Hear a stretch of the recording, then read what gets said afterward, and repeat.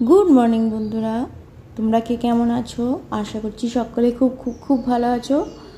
সবাইকে দুষ্টু and Shanta creators চ্যানেলের পক্ষ থেকে অনেক অনেক ভালোবাসা। আজকে আমি তোমাদের সামনে চলে আসলাম একটা অন্যরকম রেসিপি নিয়ে। আজকে আমি তোমাদেরকে দেখাবো আলু বড়ি দিয়ে কই মাছের ঝোল। কিন্তু কি মশলা দিয়েছি সেটা যদি দেখতে চাও তাহলে চলো আমার সঙ্গে রেসিপিটা দেখে নাও। ঝোলের কালারটা কেমন হয়েছে তোমরা একটু কমেন্ট করে জানিও।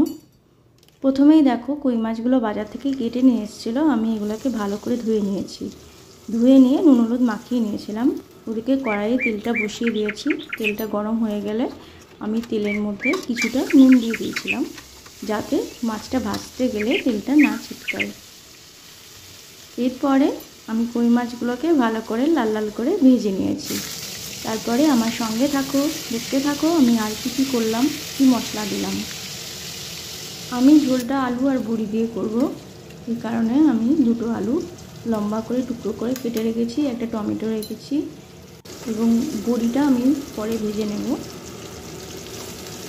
আমি মেনলি এর মধ্যে যে মশলাটা দেব সেটা করে রেখেছি। আমি এর মধ্যে আদা জিরে এবং ধনে বেটে রেখেছি, এটা দিয়ে আমি আজকে ঝোলটা বানাবো।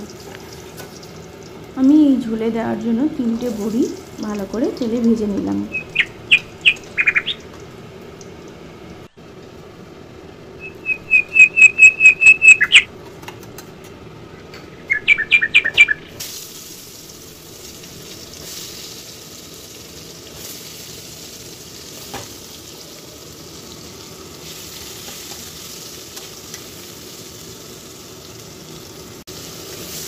মাছ ভাজার যে তেলটা ছিল সেই তেলের মধ্যেই আমি আলুগুলোকে একটু ফ্রাই করে নিচ্ছি।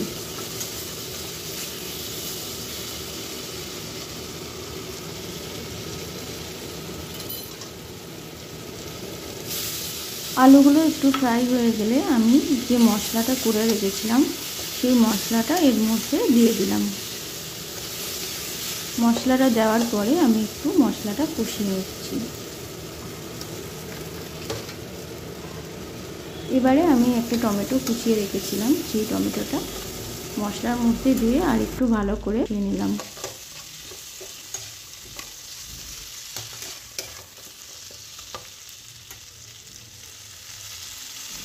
দুটো কাঁচা লঙ্কা এর মধ্যে আমি দিয়ে দিলাম।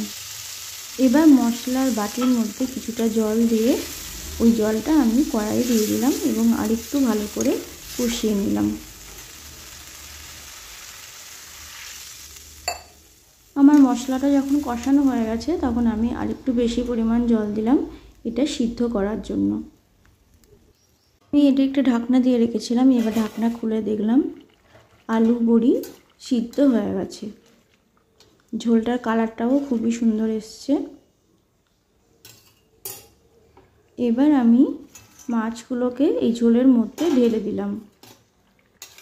মাছগুলো ঝোলে দেওয়ার পরে একটু নাড়াচাড়া করে দিলাম, যাতে সব মাছগুলো ঝোলের মধ্যে ডুবে থাকে এবং মাছগুলোর মধ্যে ঝোলটা ভালো করে ঢোকে। এবং এর মধ্যে আমি একটু ঢাকনা দিয়ে রাখলাম কিছুক্ষণের জন্য। এবার দেখো আমার মাছের ঝোল কমপ্লিট হয়ে গেছে। যদি তোমাদের ভালো লাগে তাহলে পাশে থেকো। টাটা।